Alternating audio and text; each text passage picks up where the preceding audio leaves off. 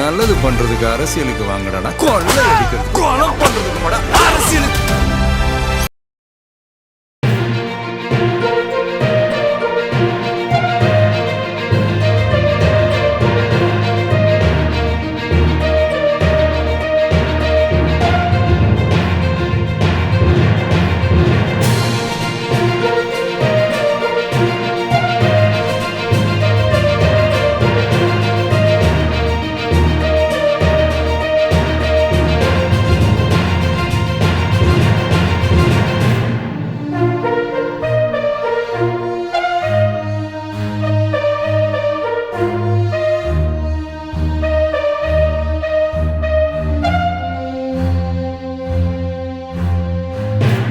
நேற்று சென்னை, திருவள்ளூர், வில்லிவாக்கம் சைடு எல்லாமே தளபதி விஜய் அவர்கள் ரோட் ஷோ பண்ணியிருந்தாரு.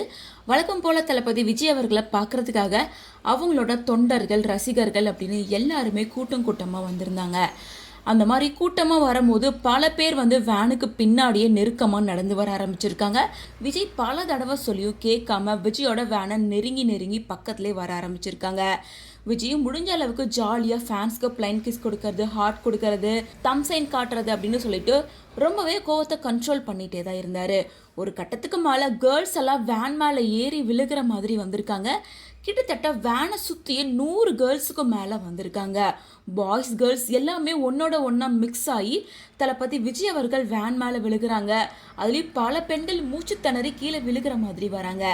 இதை பார்த்த விஜய் ரொம்பவே கோவத்தில் கத்த ஆரம்பிச்சிட்டாரு. பின்னாடி போங்கன்னு சொன்னால் போக மாட்டிங்களா? எவ்வளோ தடவை சொல்கிறது, பின்னாடி போங்கன்னா போங்க அப்படின்னு சொல்கிறாங்க. அதுவும் கேட்காம பெண்கள் பலருமே செல்ஃபி எடுக்கிறதுக்கும் தம் சைன் காட்டுறதுக்கும் தளபதி டிவிக்கேன்னு சொல்லி தொடர்ந்து கத்த ஆரம்பிச்சிட்டாங்க.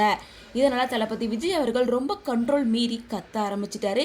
எல்லாரும் பின்னாடி போங்கன்னா போங்க, அவ்வளோதான் அப்படின்னு சொல்லி ரொம்ப கோவத்தோட கத்த ஆரம்பிச்சிருக்காரு. இதை பார்த்தா பலருமே அதிர்ச்சி ஆயிட்டாங்க அப்படின்னு தான் சொல்லணும். ஏன்னா தளபதி விஜயை இந்த அளவுக்கு கோவமாக யாருமே பார்த்துருக்க மாட்டாங்க.